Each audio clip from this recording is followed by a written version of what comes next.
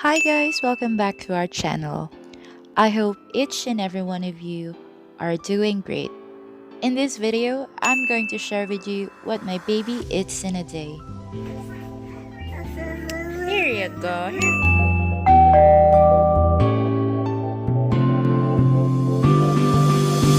Before we start, I just want to let you know that we've been practicing baby led weaning since she was 6 months old.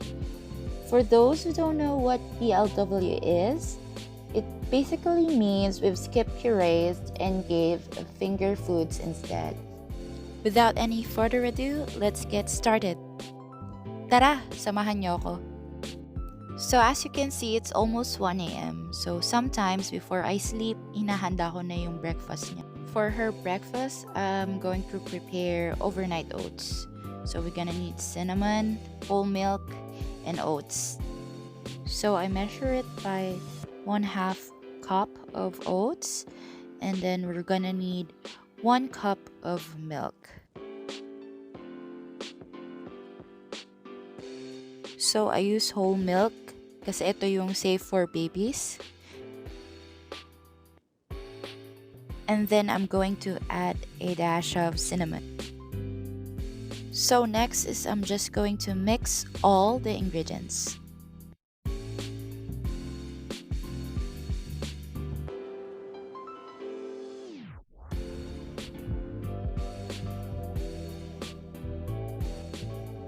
Lastly, I'm going to put it inside the fridge overnight. Nag-jogging ako kaya iba yung damit ko. So, ayan. After overnight, pwede na siyang i-serve.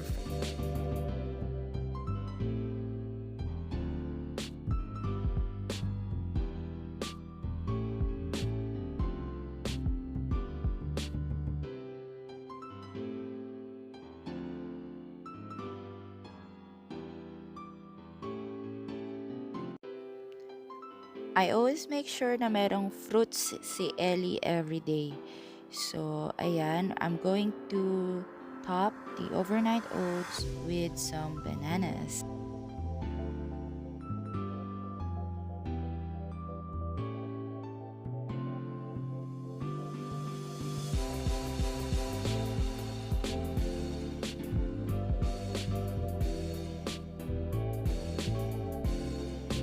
Baby led weaning is messy but fun, so be prepared.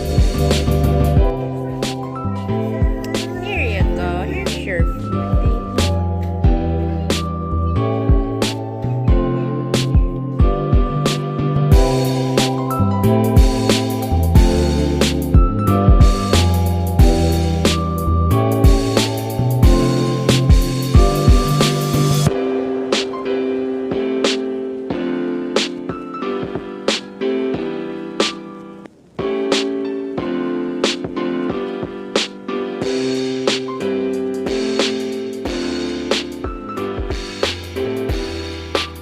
Please excuse my awkward dancing.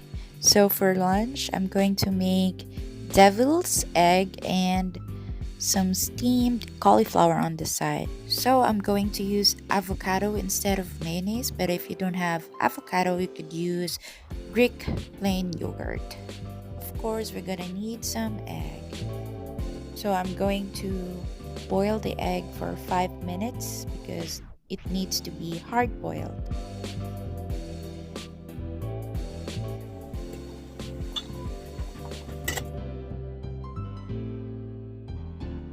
So, I steamed the cauliflower for 15 minutes at sobrang init niya kaya ayan, nilalagyan ko ng malamig na tubig para lumamig-lamig naman. So, I'm going to chop some onion leeks. And yes, binabantayan ako ni Mek habang nagluluto ako.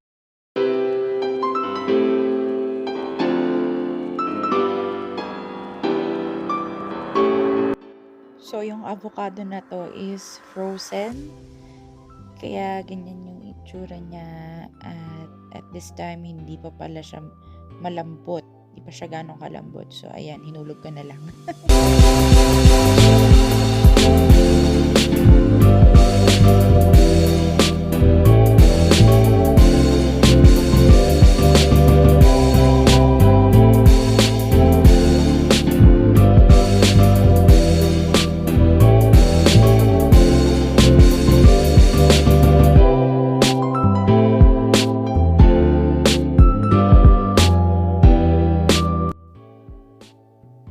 syempre, kailangan natin balatan yung egg dahil sino bang kumakain ng hard-boiled egg na may shell.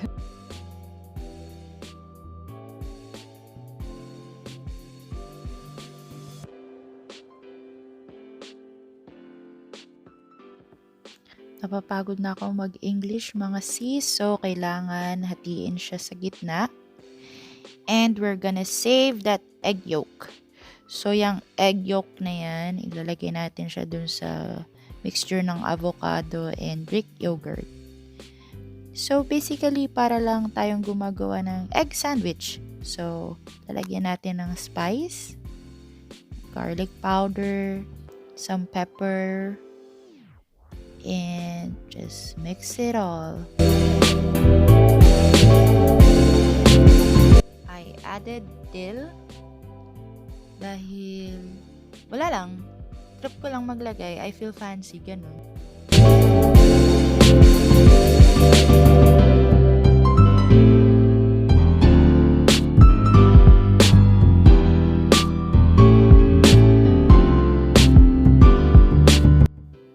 You can skip this part. Hindi naman necessarily kailangan ilagay yung mixture sa plastic bag. Pwede nyo naman siyang kutsarahin lang.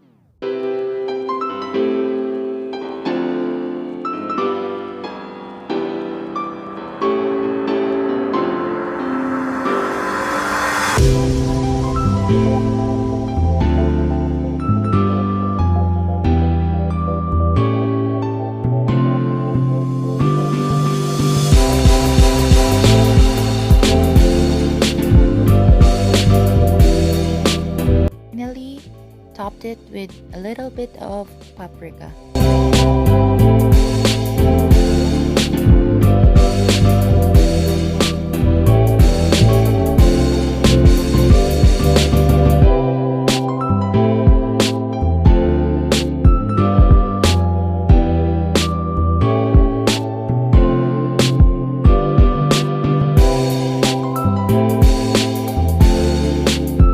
Hindi ko na na-film, but for her snack, I just made a peanut butter toast.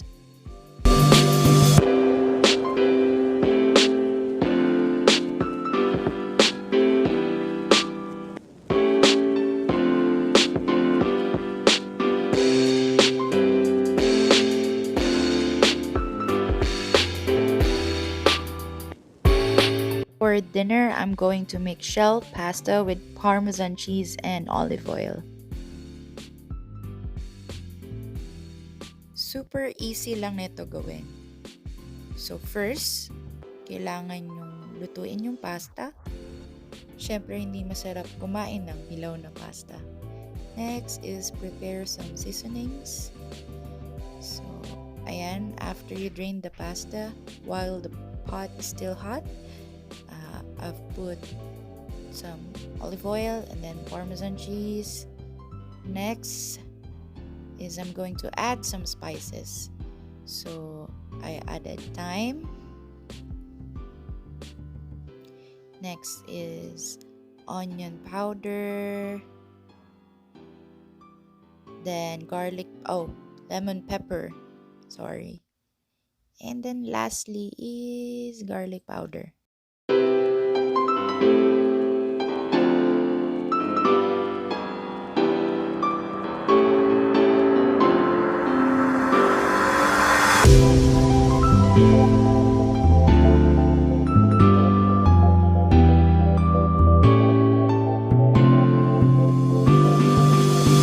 Lastly, I added some broccoli, some steamed broccoli dahil favorite to ni Ellie.